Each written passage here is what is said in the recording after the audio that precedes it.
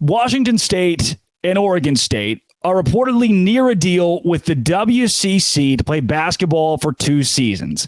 That report from CBS's Matt Norlander after the league already said they're going to the Mountain West Conference with football. So here's what do we make of this? Because I've been screaming for the last couple of months. I know you've listened to it. I think that Washington State and Oregon State can make it to the Big 12.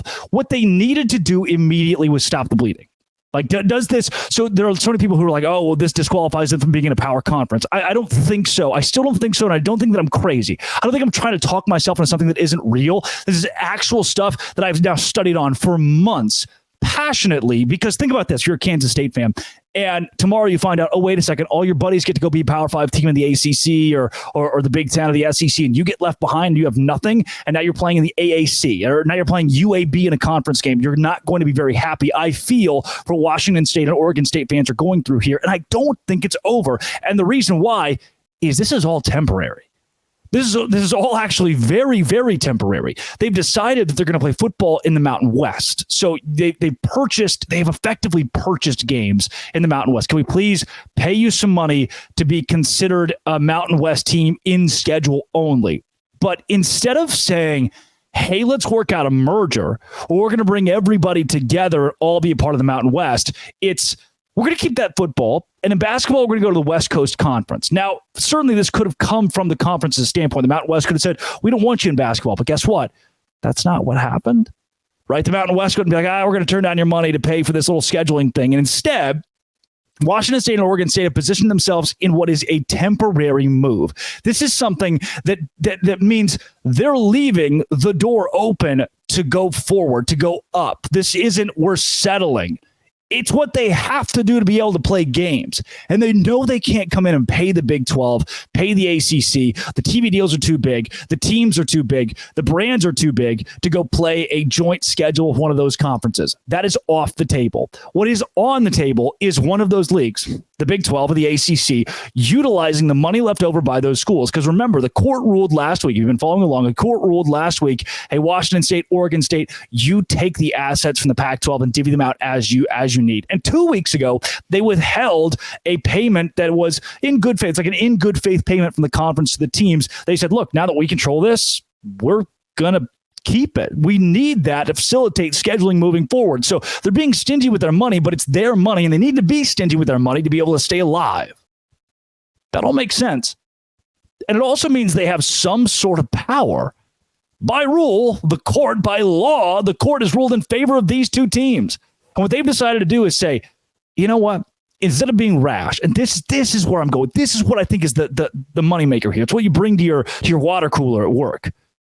Instead of being rash and jumping in the Mountain West or trying to salvage the Pac-12, calling George Kliavkoff saying you did such a great job, we're going to bring in new teams here. They say, you know what? We'll pay you for some games. We'll pay you for some games. In the next 2 years, we've got enough money from the Pac-12 to figure out how to play games and keep our student athletes on the field. Then after that, we'll go from there. Then after that, we'll vie for a conference invite somewhere else. And what they're waiting on, this is not even just an opinion. It feels like common sense. So maybe it is subjective to an extent, an opinion to an extent, but it feels like common sense here. Work with me.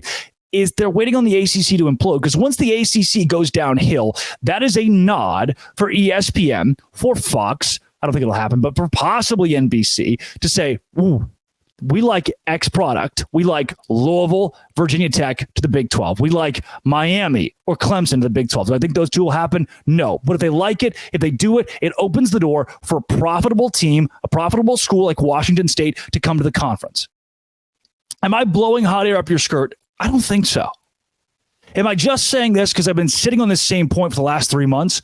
No. Because had they made a stable move, had they made a move for the long term and decided to ink a deal with the West Coast Conference or inked a deal with the Mountain West or somebody with the AAC, that is them entering a grant of rights to long-term be a part of a conference or to try to put a conference together. And instead of doing that, these two teams said, we have to play games. We'll pay to play games. As not to lock ourselves down, we'll do it in different conferences, variable by sport. And then we'll figure this thing out when all that esports stuff falls apart. When the TV deals are reworked and we know we have profit and we know we belong in the Power 5 or the Power 4 or the Power 3, whatever it is, at that point, they flex the idea. They're not a part of a grant of rights and they have, get that word flex, flexibility. That is what this is for me. It is a Band-Aid. It is a temporary fix. It is Washington State. Jake Dickert, a program that has only had one football player transfer out. How special is that?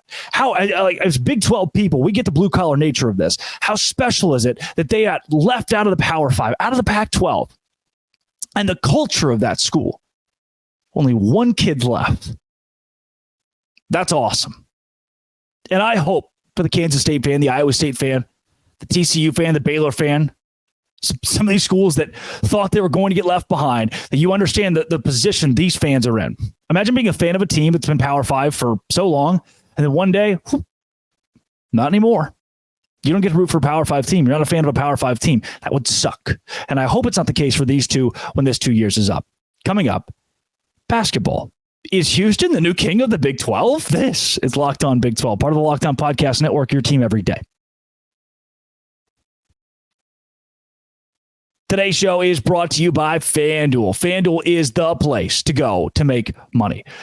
Look, I got a dog. I did the thing where I got an Aussie Doodle. I got a dog, and it's just you got to take care of them. You know, you got to like wash them and feed them and clean them and take them out to pee and all kinds of stuff like that. So when I do it, while I'm washing and cleaning and all that, the TV's on. It's on sports, and when it's on sports, it's on, say, the Belmont basketball game, the Long Beach State basketball game, the UCSB, the New Mexico, the Creighton, because I am watching and betting via FanDuel. FanDuel is the official sports betting partner of the NFL, so you can do it on Sundays too, or Mondays, or Thursdays.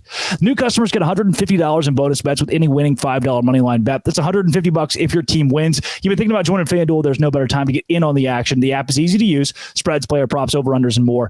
FanDuel.com/locked on to kick off the NFL season. FanDuel, official sports betting partner of the NFL.